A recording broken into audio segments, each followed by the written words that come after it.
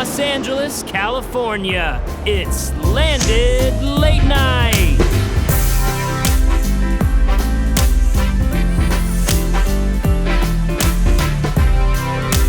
Tonight's guest.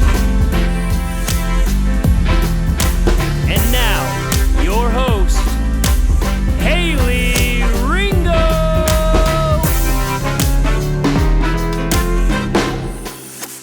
Welcome to Landed Late Night with me, your host, Haley Ringo. Tonight we have a man from Nashville, Tennessee, hailing from the South. He is a musical connoisseur. I keep looking at him over there because he's about to come on stage. He's twerking out right now. You guys, I just switched accents again, as you can tell. He has a voice of an angel, and he's a stripper on the side. He sang at the Grand Ole Opry over 50 times. Please give a warm Tennessee, Texas late night welcome, because I'm from Texas, to Jackie Lee Midkiff. Come on. Hey. Yeah. Well, the whole life. We just do the thing where you go like this. Oh, that looks fun with your arms. I Hey guys. love this. This Hi. is perfect. I told him to do that because I wanted to show off the, Contrary to popular belief, I don't have the horses in the back.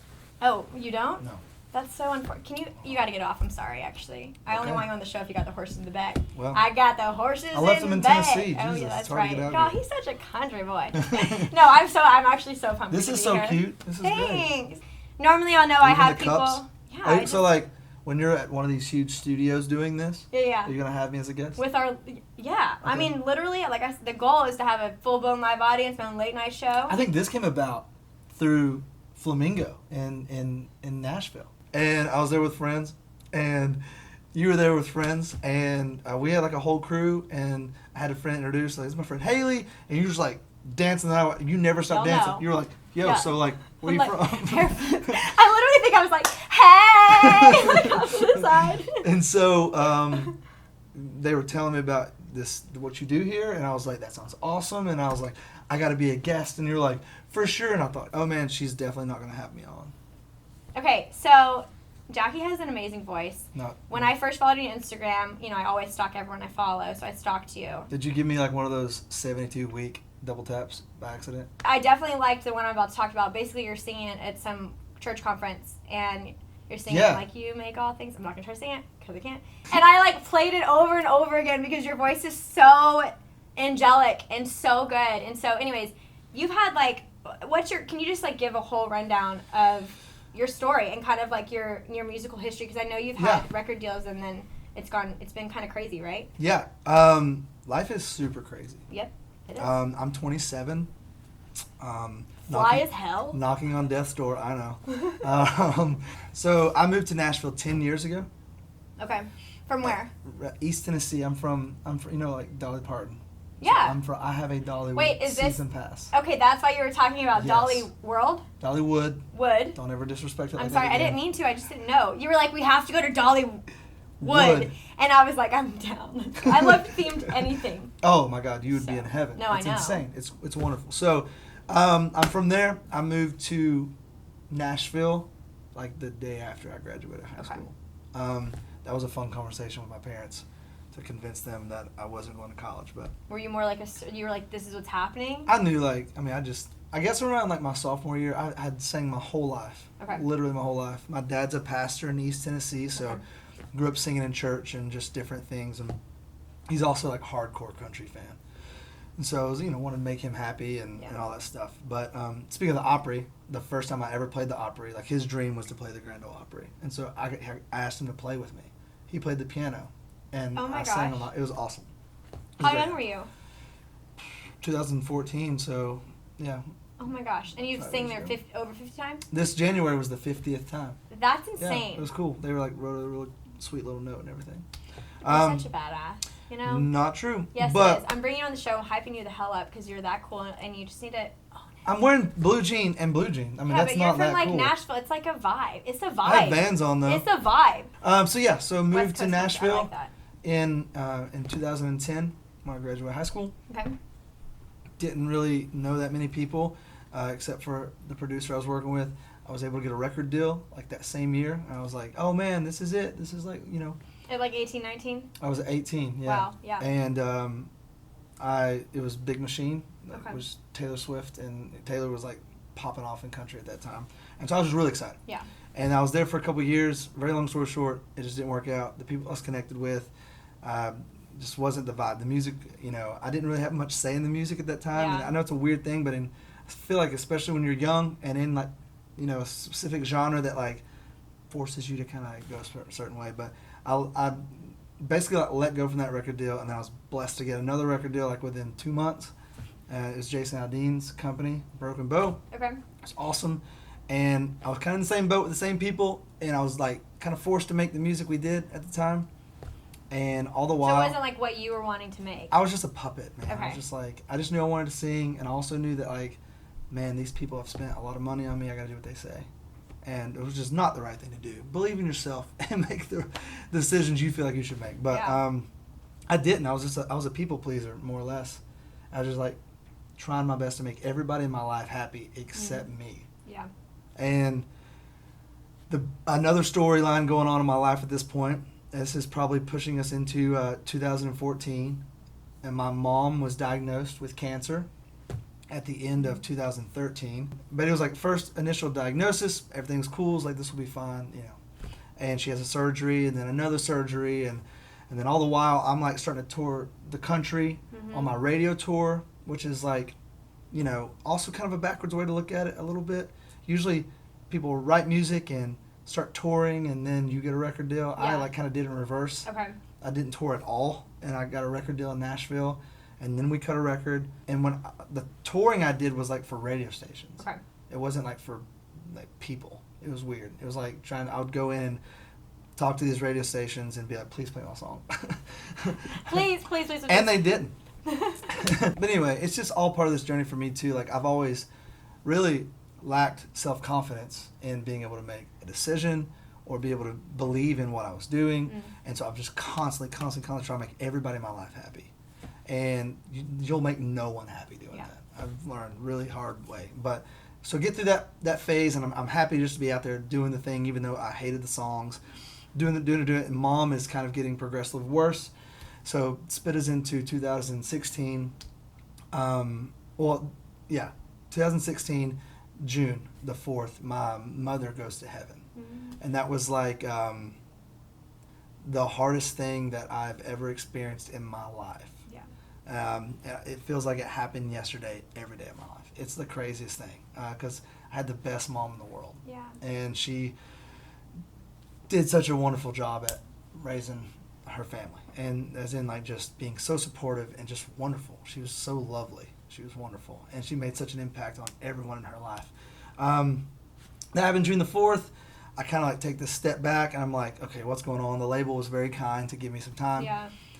4 months after that, I've not been to the doctor since I was like freaking 8 years old, okay? I don't have health insurance, so like I don't go either. Exactly. Let's get real for a second. It's so real. I got off by 26 and I was like, all right, well, I ain't paying $400 a month, so. I was taking a break from the road, and I was going up to write. This was like my first thing back from June. I was going up to write with the Florida Georgia Line guys. I was going to meet. They have like a bus that travels with them, and you just write. Oh, that's cool. I didn't know that. It was awesome. It's called Tree Vibes. It's like their company. What? That's like the name. Can we do that, like, not right, but just, like, have dance parties and we just drive around? Pretty much what it is.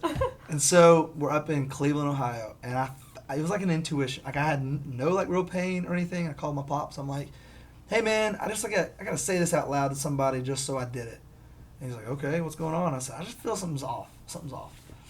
That leads to, like, 2 weeks later, I end up going to the doctor.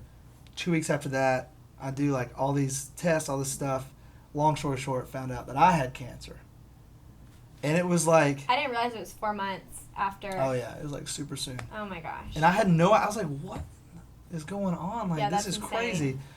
Long story short, from there, I ended up having surgery. It was testicular cancer. Yeah. And so I had surgery in December of that year. We put out a song called Getting Over You in December. I didn't tell the label. It's really good. I've listened to it. It's really good. Thanks. I was really proud of that song. Yeah, I think that it's great. song I worked really hard for. Yeah. Like, the whole thing you were talking about, like, people being able to see through, like, if you believe it or not. I fully believed in the song. Yeah. So it's funny because that's one I really, really liked. Yeah. Yeah. Thanks. I just like the whole story about how that song came about and just like the production. Like, do you know Boys Like Girls? Mm-hmm. So Paul is like one of my best friends. Okay. He's the guitar player in that band.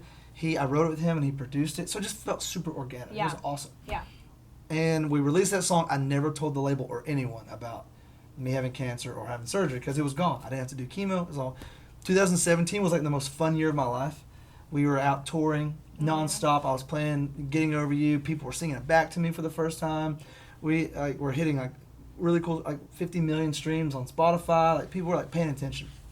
And it was just a great year. And then I was going back for every 3 months for checkups. That 2017 August, cancer had come back. Oh my gosh, I didn't know you had it twice. Yeah, I had no idea. so it like spread to my abdomen. Oh my gosh. And then I started chemo October of that year, and I did tour dates through November, and I had to stop and cancel tour dates because my hair fell out, and I just got really sick. And then I did chemo until January the 18th, I believe, of 2018. And then at that point in my life, I was just kind of like, okay. I forgot too, like in that time, I asked off my record label because I just was like, we had released Getting Over You and just some stuff that just happened, and I was like, hey, this is not y'all's fault or anybody's fault. Like, I just feel like I don't have anything else in the works, but like I just feel like I probably need to take a step back. Yeah. And they were really kind to do that, and so yeah, that's when it was the first time like I was learning about myself and my identity. I didn't have a record deal. My publishing deal was coming to an end. I was dealing with my mom. My mom, this lady who's really close to me, she said, your mom was your anchor. Yeah. And I'm sure you kind of feel like a boat just kind of floating around. And I do most days. Yeah. Honestly. And so all these new changes were happening in my life.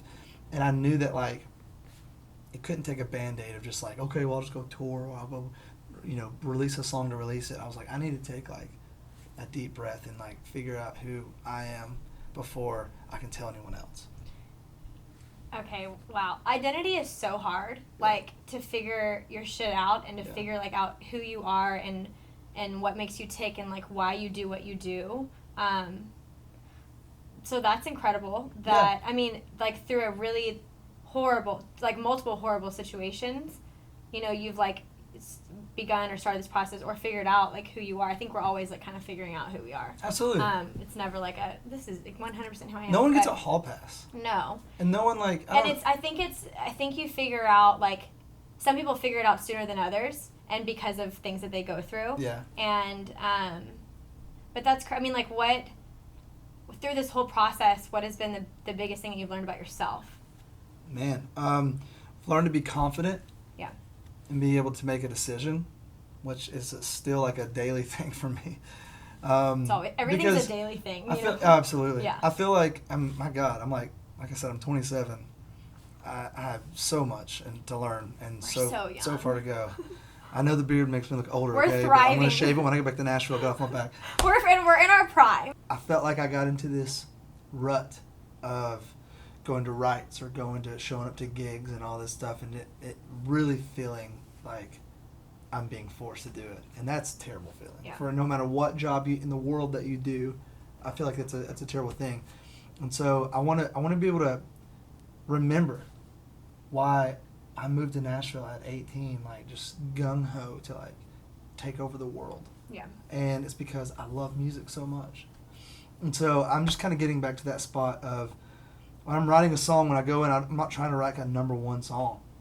I'm just like want to write music that like number one speaks to me. Yeah. And then number two hopefully translates Yeah. to other people. I think it will, because if it is you, like, people feel that, like we talked about earlier, like the authenticity, and then it doesn't, even if like if a song lyrically is just beautiful and like raw. Yeah. Anyone's gonna relate to it, even if they're not going through what the song is talking about, because you can feel the emotion. Yeah. So that's like, if it's you, people are gonna feel that, and so that's cool. And I think too, like, you going through this process of like figuring out who you are as a person, is only gonna help you as an artist, and a musician. Just let the journey take you. Like I was so scared for so long of like, oh man, the next 6 months of my life, what does that look like? Well, just like you can only make the best decision that you're faced with in the moment, and just like do that over and over and over again. Right. And don't like feel guilt or shame for like what you feel like you didn't do great the other time. Like just drop it all. Just drop it all and do your thing, man. Like, I really enjoyed this. I think I did too. I think like for me, what people relate most to is just people. I mean, I just want this to be like a real conversation. Be yourself. Like, Yeah. just let that be a thing. And that's what's always, like, won for me. Yeah. Even when the label wanted me to, like, do, you know, X, Y, and Z, I'm like, no, just let me be me. That's what people respond to. Okay, are we going to Ludwigsburg? You also mentioned a pizza place. Okay, but like, I'm trying to dance. I'm trying to like figure All it right, out. let's go dance and then pizza. yeah, okay. That's always the go-to. All right. I need to take lactate pills with me straight up. Like, I'm gonna die. Okay, real talk. Thanks for coming on my show. Thanks for having me. This is Haley. an amazing interview. Yeah. Cheers. Cheers. You drank none of your drinks, so Well, this is someone's water, gonna have to so catch up to me. whatever. Yeah, what? It's water. Mine's straight vodka.